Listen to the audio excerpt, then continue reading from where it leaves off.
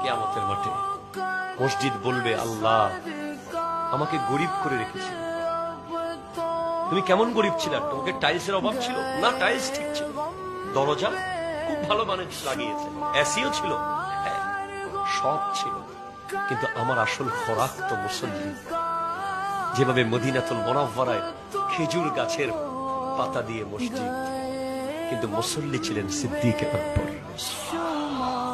মুসল্লি ছিলেন ফারুক আজম, নামাজ পড়েছেন উসমান যুন্নুরাইন মওলা আলী। মসজিদ কিন্তু পাতা, মুসল্লি আজিম শাহ।